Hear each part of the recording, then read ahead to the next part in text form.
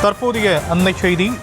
நாமக்கல் பரப்புரைக்கு வரும்போது வேண்டும் என்றே காலதாமதம் செய்திருக்கிறார் விஜய் என போலீசார் தற்போது தெரிவித்திருக்கிறார்கள். பலமுறை எச்சரித்தும் அறிவுரை வழங்கியும் கூட தவிக நிர்வாகிகள் எதனையும் கேட்கவில்லை எனவும் அவர்கள் போலீசார் தரப்பில் சொல்லப்பட்டிருக்கிறது.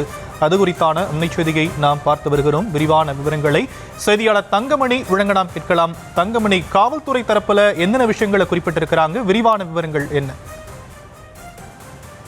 வணக்கம். நேற்றைய தினம் பாத்தீங்கன்னா நாமக்கல் மாவட்டத்துல தமிழக வெற்றி கழகத்தினுடைய அந்த பரப்புரை பிரச்சாரம் என்பது நடைபெற்றிருந்தது. குறிப்பாக ஏற்கனவே காவல்துறை சார்பில் மாவட்ட தவிக நிர்வாகிகள், அதாவது மாவட்ட செயலாளர்கள், இது மாதிரியான எங்களுடைய தலைவர் நாமக்கல் மாவட்டத்தில் பிரச்சாரத்திற்கு வருகிறார், இந்த இடத்தை எங்களுக்கு தேர்வு செய்து தாருங்கள் என ஏற்கனவே அவர்கள் கடிதம் குறிப்பிட்டனர். இந்த நிலையில்தான் நாமக்கல் மாவட்ட போலீசார் தரப்புல சேலம் பிரிவு சாலையை தேர்ந்தெடுத்து கொடுத்துள்ளனர்.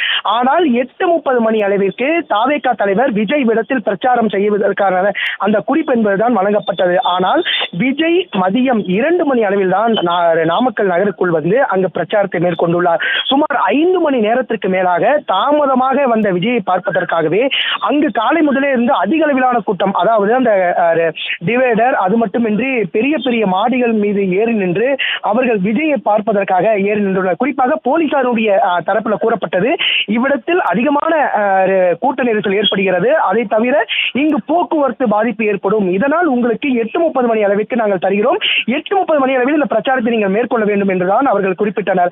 ஆனால் விஜய் நாமக்கல் மாநகருக்குள் வருவதற்கே சுமார் 2.5 மணி நேரம் ஆகிவிட்டது. குறிப்பாக அவர் நாமக்கல் மாவட்டத்தில் நுழைந்த பிறகு பல்வேறு இடங்கள்ல விஜய்க்கு வரவேற்பு என்பது அளிக்கப்பட்டிருந்தது. ஆனால் போலீசார் நீங்கள் உடனடியாக பிரச்சாரத்தை மேற்கொள்ளுங்கள், இவ்வளவு நேரம் ஆகிறது என பல்வேறு வழிமுறைகள் தெரிவித்தனர். ஆனால் காவல்துறையினுடைய அறிவுரைகளுக்கு எவ்வித ஒத்துழைப்பும் தவிகவினர் தரப்படவில்லை என்றுதான் போலீசார் தரப்பில் கூறப்படுகிறது.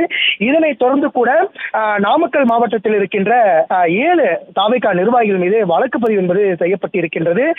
தமிழக வெற்றி கழகத்தினுடைய நாமக்கல் மேற்கு மாவட்ட செயலாளர் சதீஷ், நகர காவல்துறையினரால் வழக்கு பதிவு செய்யப்பட்டுள்ளது. சுமார் 20 நிபந்தனைகள் காவல்துறையின் சார்பில் கொடுக்கப்பட்டிருக்கின்றது. போக்குவரத்திற்கு இடையூறு ஏற்படுத்தக்கூடாது, பொதுமக்களுக்கு இடையூறு ஏற்படுத்தக்கூடாது, பட்டாசு வெடிக்கக்கூடாது, போதிய வசதிகள் மற்றும் குடிநீர் வசதிகளை ஏற்படுத்தி கொடுக்க வேண்டும் என 20 நிபந்தனைகள் கொடுக்கப்பட்ட நிலையிலும் இந்த 20 நிபந்தனைகளை தவிகவினர் பின்பற்றவில்லை என்ற ஒரு தகவலை போலீசார் தரப்பிலிருந்து தெரிவிக்கப்பட்டிருக்கின்றது.